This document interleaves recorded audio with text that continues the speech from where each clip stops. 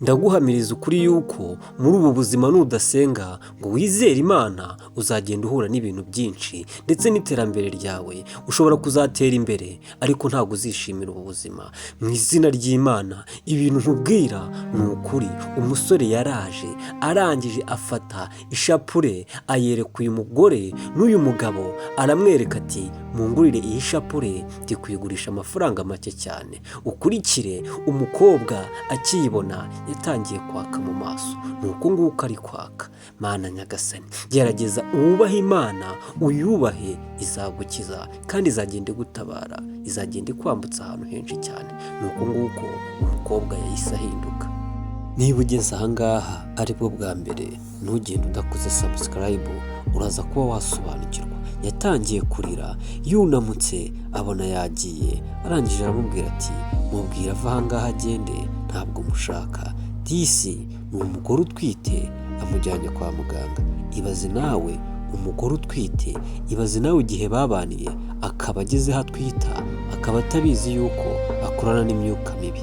Igise cyamufashe, ariko iyo abonye ijambo ry'Imana, iyo abonye uburyo bwose, iyo abonye abantu basenga, nuko nguko bihita bigenda, ahita ata ubwenge, ntabwo aba ashaka kubibona mu maso yiwe. Mana nyagasani, yaramubwiye uti hamagara dogiteri, numva ibise bingeze habi, kugira ngo byibuze mbashe kuba nabyarira kwa muganga kandi mbashe kuba nabyara neza. Ariko akora n'imyuka mibi, nuko nguko yitereye. Yarongeye aragaruka, arangije arayimwereka, ahita yongera areba hirya, nuko nguko yaka, nuko nguko isura yiwe ihita ihinduka. Ubundi agatangira gusakuza, akamubwira uti mbabarira ndakwinginze uva ahangaha. Uyu mugabo nawe yaramubwiye ati urakora iki ahangaha, va ahangaha ugende. Mu gihe akimubwira ati va ahangaha ugende, yahise amwaka telefone arirukanka kugira ngo byibuze aze amukurikiye. Ese biraza kurangira bite? Uriya rero amatwi ari mu rupfu ntabwo ajya yumva. Niyo mpamvu biba bisaba kugira ngo ubashe kuba wasobanukirwa, byibuze ubashe kuba wabona ibimenyetso bikwereka yuko ibyo umuntu akubwira cyangwa se n'ubutabazi bwawe buba bufite aho bwaturuka, mu gihe ariko wizera yuko byibuze Imana hari icyo ishobora gukora kandi ishobora kunyura mu muntu uwo ari we wese ikaba yagutabara. Yaraje aramubwira ati akira telefone yawe, ntabwo nshaka telefone yawe, iyo mfite irampagije. Arangije aramubwira uti ndashaka kunyumva ukumva icyo nkubwira. Muhamagaye ahangaha kugira ngo mbashe kuba nakwereka ibyo utigeze umenya mu myaka 5 yose ishize. Uriya muntu muri kumwe nubwo ari umugore wawe, ariko akorana n'imyuka mibi, ni umusatanike. Mana nyagasani, yaramubwiye uti urashoboka yuko utabyemera. Ni nabyo rwose yahise amubwira ati ubivuze neza, ntabwo nabyemera, kuko igihe cyose nta kimenyetso na kimwe nigeze mbona yuko ibyo umbwira ko ari byo. Ati ngiye kuguha ikimenyetso kimwe kugira ngo amagambo menshi ntabwo ari meza. Ugiye kugenda ufate iyi shapure, nurangiza uyimwereke mu maso. Numara kuyimwereka, ikimenyetso uri bubone kiraguhamiriza ibyo nkubwira ko ari ukuri. Arangije aramubwira ati iyo mikino ukina genda uyikinire ku ruhande, yewe wintesha agaciro.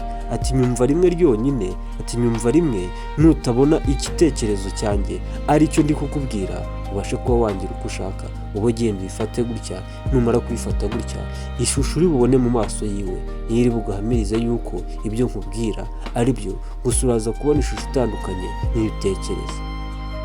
Umugabo yaramubwiye ati nta kibazo, ntibidakunda urama impozamarira y'amadolari 10. Mana nyagasani, ati tuza, amadolari 10 ndayakuba, ahubwo ntegera amadolari 20 kugira ngo ubyemere. Buriya hari abantu bemera babonye, kandi ni nabyo umuntu uwo ari we wese ntabwo wabasha kuba wamwizereramo kugira ngo wumve icyo akubwira, ahubwo ureba ibimenyetso. Yaramubwiye ati uriya n'uwanjye tumaranye igihe kinini cyane, ubwo rero kuza umbwira gutya ntabwo nakupfa kukumva gutyo gusa, nkeneye ikimenyetso kimusiga. Uyu nawe ambwira ati ikimenyetso simusiga, banza nkubwire, banza wumve neza ibyo ndi kukubwira. Ikimenyetso kirahari, genda ubizi neza yuko uriya muntu atari umuntu muzima, ari umuntu ukorana n'imyuka mibi. ubashe kuba wakumva neza. Fata neza, uyifate uyitware, ugende uyikore gutyo nkweretse, uraza kuba wabona yuko uyu muntu atari umwizerwa, kandi uhita ufata icyemezo gikomeye cyane, wakira umwami n'umukiza, kuko araba agutabaye. Naje kugira ngo ngucungure, naje kuko Imana yakuntumyeho, naje kuko ubugingo bwawe ukeneye kubusevinga. Ibaze nawe, ese usanze ari byo, ese wakora iki? Mbwira nawe, abaye ari nkawe uyu mugabo ukundanye n'umuntu igihe kingana gutyo cyose, ugasanga akora n'imyuka mibi, ugasanga ni Satani, ugasanga ni umuntu wakwihishemo kugira ngo abashe kuba yatwara ubugingo bwawe, wakora iki? Jya muri komenti utubwire n'icyo wakora, ubundi unasharinga ino video ku bantu bakundana. Uyu nguyu yasigaye avuga uti nizere yuko rwose agiye gukira, ntabwo nshaka kumubona yandagara. Yasigaye ashima Imana. Mana urakoze kuba byonyine yumvishe, Mana urakoze byibuze kuba atankubitiye mu maso yawe ngo abashe kuba yansebya, akaba agiye gutabarwa mu izina rya Yesu. Yasigaye aho ngaho yishimye, ari nako areba ibigiye kuba, areba buri kimwe cyose, avuga uti se birakunda, biragenda bite? Uyu nawe yaraje yaramubwiye ati sheri, ati nagarutse, ni umuntu wansabaga, ni umuntu wari ufite inzara. Uyu nguyu nawe aracyahindukiye, igise kiracyamufata, aracyari gutaka. Ese biraza kurangira bite? Kurikira, nzanye filime ntoya kugira ngo ubashe kuba wamenya ibyo ari byo. Yaramubwiye ati sheri, hindukira uze, dogiteri yaje, namuzanye, yansabaga, hari ibyo yashakaga, yatangiye kwanga, yatangiye kumukekakeka. Uyu muntu iyo asenga agihindukira, yahise atangira kwaka, yahise atangira gusakuza, yahise abona isura idasanzwe, arangije avamo igisimba, arangije cyita kiburirwa irengero.